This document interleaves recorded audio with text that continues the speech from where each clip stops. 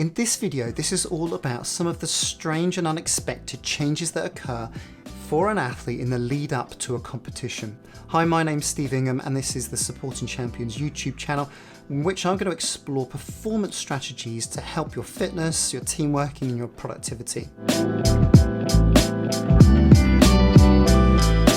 In this video, I'm going to explore some of the unexpected or less well-known dynamics that can occur in the lead up to a big competition. Because it's uniquely when athletes lead into a big competition, they don't do it very often, and so that bank of experience is often just absent. So previously we talked about how much athletes are doing in the lead up to the competition, a big block of work, and then that drops down steadily in the lead up to them performing.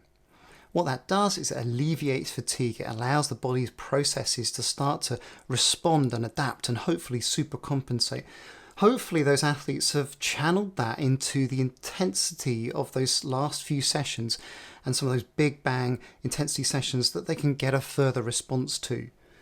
This freeing of fatigue and this feeling as though they've got energy is one of the unexpected dynamics that people can experience, and that leads nicely to the next principle that's worth understanding about how athletes prepare to perform, and is that this freeing of fatigue, this alleviation of that work, can lead to a mood change, and it means that athletes now have renewed energy and vigor, and to a certain extent they might get a bit twitchy. And so typically athletes are used to knuckling down hard work and just kind of drudging on through the work. And here now they've got energy and vitality and they are up for it. And that can go one of two ways. If they channel that into their training, then that's great. But athletes might struggle to contain that energy too. And so almost an offshoot of this is they might be pacing up and down.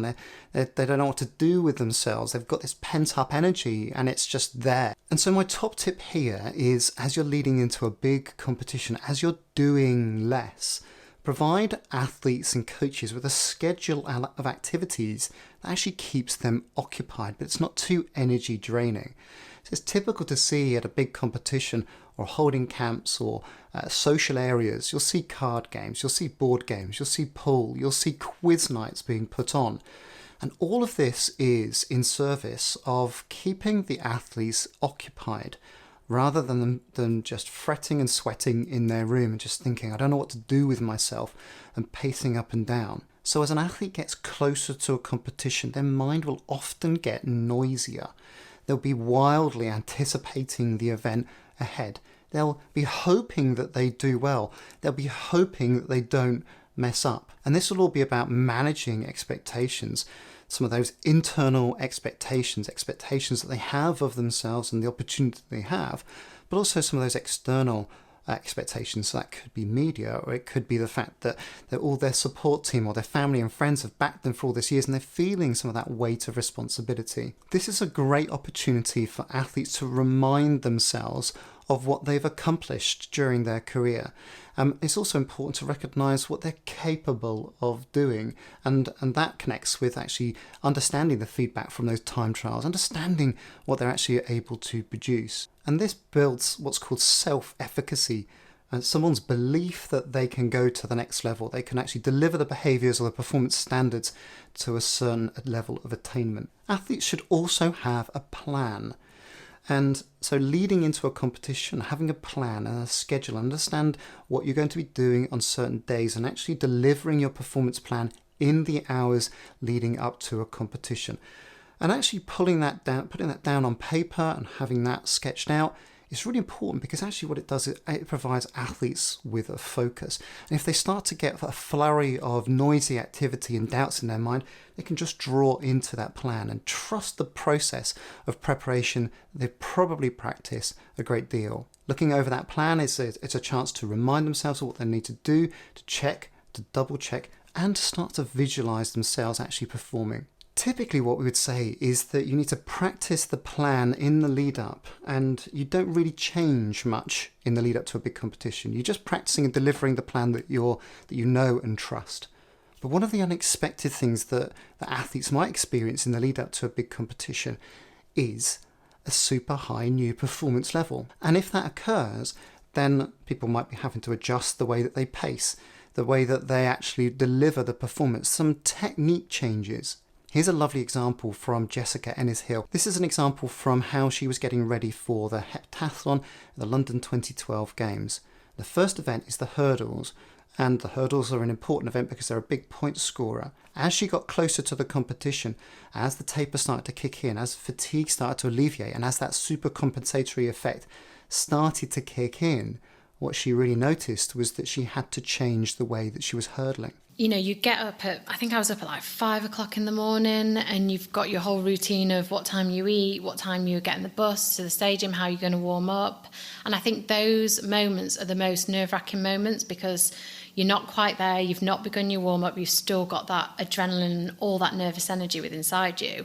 And then when I started my warm-up, it kind of started to release a little bit, and I had a successful warm-up. I just remember thinking, the hurdles are coming at me really quick, and it felt really strange, and I was like, I don't know if this is my turnover, is it really windy, is, you know, what's happening, but I feel the hurdles are coming up really closely. And obviously that was because my turnover and my speed was really there. So when I stepped out into the stadium, I just felt excited because there's that many people there. I'd never experienced that in my life, but also just really calm because I knew that I was in the best shape of my life. My warm-up had gone well, I had no injuries. I love a crowd anyway, and everyone there, just, you know, that adrenaline of people watching you. And I was just ready to go. But that's interesting that you're feeling that speed and thinking, whoa, this is almost too hot to handle. That's the one thing that really stuck in my mind, that I just felt they were coming up quick. And I knew that if they're coming up quick, then it's definitely a good sign.